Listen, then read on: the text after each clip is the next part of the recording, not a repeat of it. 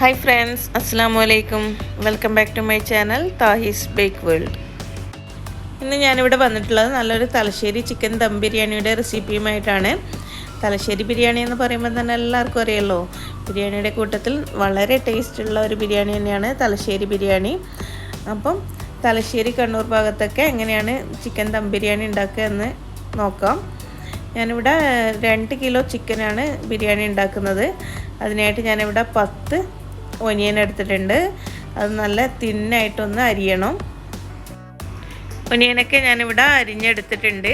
ഇനി ഇത് നല്ല ഡീപ്പ് ഫ്രൈ ചെയ്തെടുക്കണം. അതിനായിട്ട് ഒരു പാനിലേക്ക് കുറച്ചധികം ഓയിൽ തന്നെ ഒഴിക്കുന്നുണ്ട്. ഇത് 10 ഒനിയൻ പെട്ടെന്ന് തന്നെ ഫ്രൈ ചെയ്തെടുക്കുന്നതിന് വേണ്ടിയാണ്. ഇത് നിങ്ങൾക്ക് കുറച്ചായിട്ടാണ് ഒനിയൻ ഫ്രൈ ചെയ്യുന്നതെങ്കിൽ കുറച്ച് ഓയിൽ ഒഴിച്ചാൽ മതി. ഞാനിതൊരു 3 ബാച്ചായിട്ടാണ് ഈ ഒനിയൻ ഫ്രൈ ചെയ്തെടുക്കുന്നത്. അതുകൊണ്ട് തന്നെ കുറച്ചധികം ഓയിൽ ഒഴിച്ചിട്ടുണ്ട്. അങ്ങനെ ഓനിയൻ നല്ലൊരു ഗോൾഡൻ കളറാകുന്നത് വരെ ഒന്ന് ഫ്രൈ ചെയ്തെടുക്കാം. ഞാനിവിടെ 10 ഒനിയനും ഫ്രൈ ചെയ്തെടുത്തിട്ടുണ്ട്. ഇനി ബാക്കിയുള്ള ഓയിലിൽ തന്നെ കുറച്ച് കിസ്മിസും കാഷ്യൂം ഫ്രൈ ചെയ്തെടുക്കാം. ഇനി മിക്സിയുടെ ചെറിയ ഗ്രൈൻഡറിലേക്ക് പച്ചമുളക്, ഇഞ്ചി, വെളുത്തുള്ളി ഇവ എടുത്ത് വെച്ചിട്ടുണ്ട്. അത് നന്നായിട്ടൊന്ന് പേസ്റ്റാക്കി എടുക്കണം. അതുപോലെ തന്നെ ഒരു 4 തക്കാളി ചെറുതായിട്ട് അരിഞ്ഞിട്ടുണ്ട്. ഇനി നമുക്ക് മസാല ഉണ്ടാക്കാം. മസാല ഉണ്ടാക്കാൻ ഇനി വേറെ ഓയിലൊന്നും ആവശ്യമില്ല. നേരത്തെ ഒനിയൻ ഫ്രൈ ചെയ്തതുകൊണ്ട് ഇനി ഈ മസാല ഉണ്ടാക്കുന്ന സമയത്ത് ഓയിലൊന്നും ചേർക്കേണ്ട ആവശ്യമില്ല. ഞാനിവിടെ സ്റ്റീലിൻ്റെ പാത്രമാണ് മസാല ഉണ്ടാക്കാൻ എടുത്തിട്ടുള്ളത്. അതിലേക്ക് അരിഞ്ഞു വെച്ചിട്ടുള്ള ടൊമാറ്റോ ഇട്ട് ആവശ്യത്തിന് ഉപ്പും ചേർത്ത് ഇതൊന്ന് മൂടി വെച്ച് വേവിക്കാം. ഈ ടൊമാറ്റോ നന്നായിട്ട് വെന്ത് കഴിഞ്ഞാൽ അതിലേക്ക് നേരത്തെ പേസ്റ്റാക്കി വെച്ചിട്ടുള്ള ഇഞ്ചി, വെളുത്തുള്ളി, പച്ചമുളക് ഇട്ട് കൊടുക്കാം.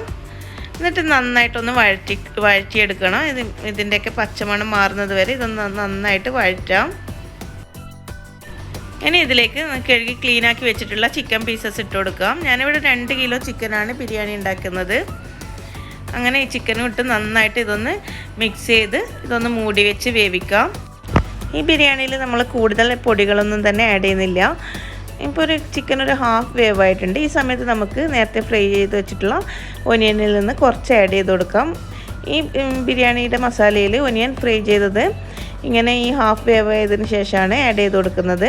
അത് ഒന്നിച്ചല്ല ആഡ് ചെയ്യുന്നത്, കുറച്ചായിട്ട് ആഡ് ചെയ്ത് കൊടുക്കുക. അതിൻ്റെ കൂടെ കുറച്ച് മല്ലിയിലയും കുറച്ച് ഗരം മസാലയും ഇട്ട് നന്നായിട്ട് മിക്സ് ചെയ്ത് ഒന്ന് മൂടി വെച്ച് ഒന്നുകൂടി വേവിക്കാം. കുറച്ചുകൂടി വേവായതിന് ശേഷം വീണ്ടും ഒന്ന് മൂടി തുറന്ന് ബാക്കിയുള്ള ഒനിയനിൽ നിന്ന് കുറച്ച് ആഡ് ചെയ്ത് കൊടുക്കാം.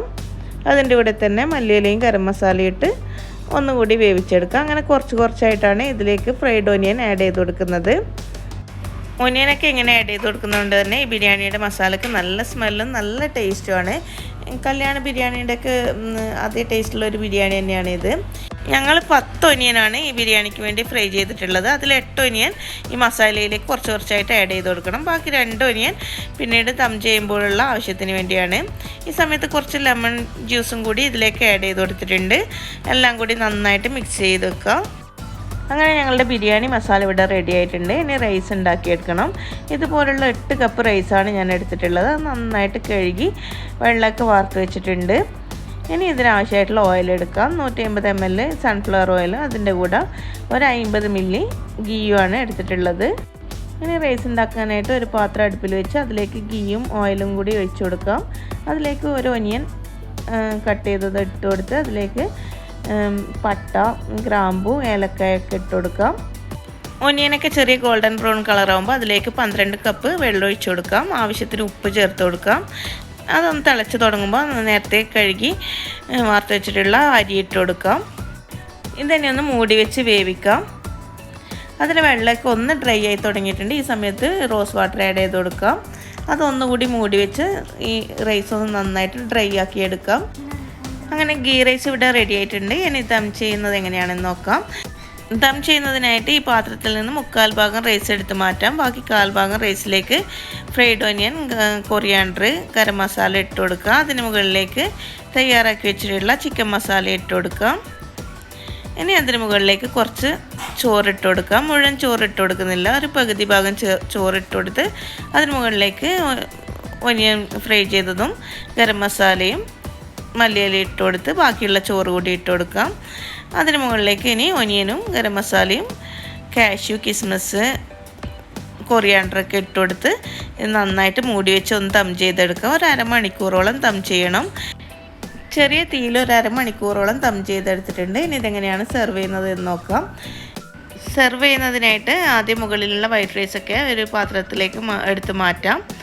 എന്നിട്ട് മസാലയുള്ള ഭാഗം താഴെയുള്ള ചോറോട് കൂടി ആവശ്യത്തിന് പീസ് എടുത്ത് പ്ലേറ്റിലേക്ക് ഇട്ട് കൊടുക്കാം. അതിനുശേഷം നേരത്തെ വേറൊരു പാത്രത്തിലേക്ക് ഇട്ട് വെച്ചിട്ടുള്ള വൈറ്റ് റൈസ് കൂടി ഇട്ട് കൊടുക്കാം. ഇനി അതിന് മുകളിലേക്ക് ഫ്രൈഡ് ഓനിയൻ, കാഷ്യൂ, കിസ്മിസ് ഇവയൊക്കെ ഇട്ട് നമുക്ക് സെർവ് ചെയ്യാം. ബിരിയാണി ഇതുവരെ ഇങ്ങനെ ഉണ്ടാക്കി നോക്കാത്തവരുണ്ടെങ്കിൽ എന്തായാലും ഇങ്ങനെ ഒന്ന് ട്രൈ ചെയ്ത് നോക്കുക. തീർച്ചയായും നിങ്ങൾക്ക് ഇഷ്ടപ്പെടുന്നതായിരിക്കും. അത്രയ്ക്ക് നല്ലൊരു മണവും ടേസ്റ്റാണ് ബിരിയാണിക്ക്. അപ്പം ഇത് നിങ്ങൾ ഉണ്ടാക്കി നോക്കി ഇഷ്ടപ്പെടുകയാണെങ്കിൽ ലൈക്ക് ചെയ്യുക, ഷെയർ ചെയ്യുക. പിന്നെ നിങ്ങളുടെ അഭിപ്രായങ്ങൾ എന്തായാലും തന്നെ എന്നെ കമൻസായിട്ട് എന്നെ അറിയിക്കുക. ഇനി ഇതുപോലുള്ള കൂടുതൽ വീഡിയോകളുമായിട്ട് വരാം. അതുവരേക്കും എല്ലാവർക്കും ബൈ. Okay, thank you.